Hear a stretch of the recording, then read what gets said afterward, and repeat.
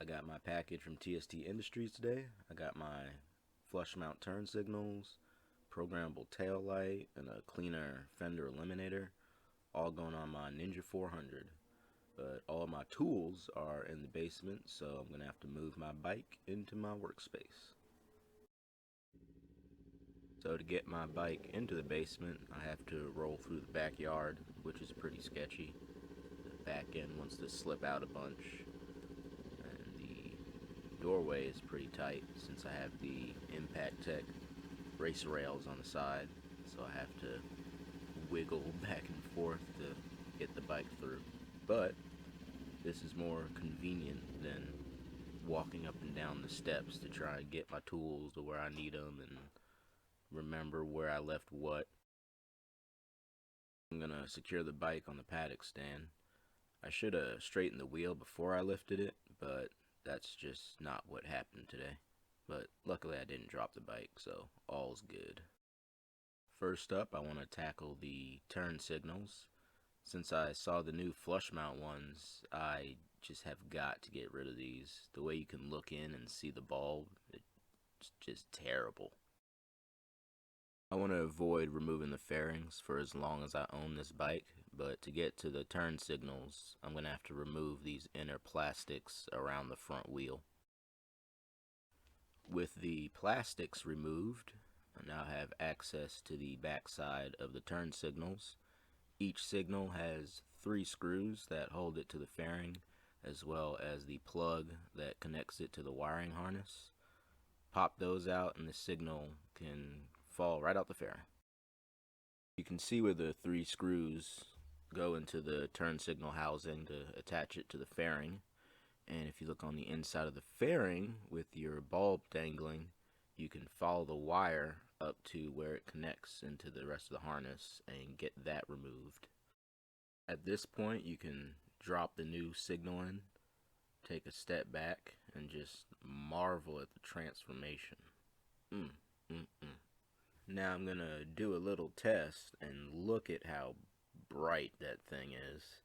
Not only that, but it also projects the light further away from the bike, so cars in front of and behind you can tell which way you're going.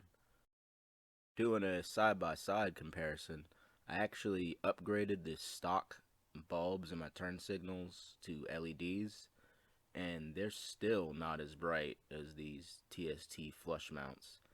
I mean, if I switch back and forth, you can see you got way more coverage with the TST than you do just regular LED bulbs. Now that the front end looks better, I'm going to shift my focus to the back, starting with this license plate holder. I actually bought this off of Amazon because when I bought the bike, it actually just had a piece of bent metal that they attached a license plate to, but now I'm going to upgrade to the TST holder. Disconnecting the wires leading to the old fender eliminator. It's just 2 bolts holding it on, and then it just pops right off. Then I can install the new TST fender eliminator the right way around, using the same 2 bolts that I used before. I can go ahead and tighten that down, and then I can put my license plate back on using those simple plastic screws that you get.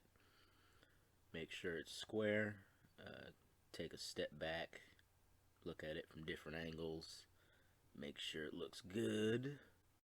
I definitely saved some weight getting rid of this thing. Now that I have the integrated tail light, I can switch to the TST fender eliminator, which looks way cleaner. I just have to sort out the wires now.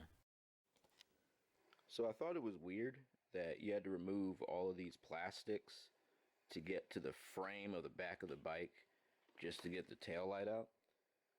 But what I figured was if I remove those 2 screws, which I already did, and I slide these grommets out, which I already did, then I should be able to just, like, it really seems like the tail light could just pop out this way.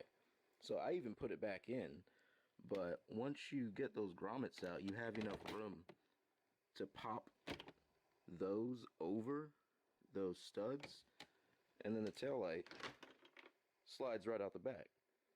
So I didn't have to do I didn't have to do any of that. And then I did the same thing in reverse to get the TST integrated taillight in place. I put the grommets back on. I loosened up the license plate because you do have to flex the plastic just a bit to get it over these studs. But yeah, it's in there. It looks nice. And I didn't have to go through taking all that plastic off. So, hell yeah. I get to do a little soldering. When I purchased the bike, someone had already been back here trying to do some wiring, maybe for the turn signals or whatnot, but I have to figure out which wire goes to which turn signal so I don't get them backwards. Keep in mind I'm holding my breath because you definitely don't want to be breathing in these fumes and smoke and all that good stuff. Now that I got the wires sorted out, I can actually test the integrated tail light. The signals look good, as well as the brake light. I really like that rapid flashing, keep me from getting rear-ended. But it actually has a couple of different modes that you can change with this little button on the inside of the trunk. Since everything checks out, I can go ahead and zip tie the wires off, get my trunk cleaned up. I can get the bike put back together, and I may even get some riding done today because it is beautiful outside.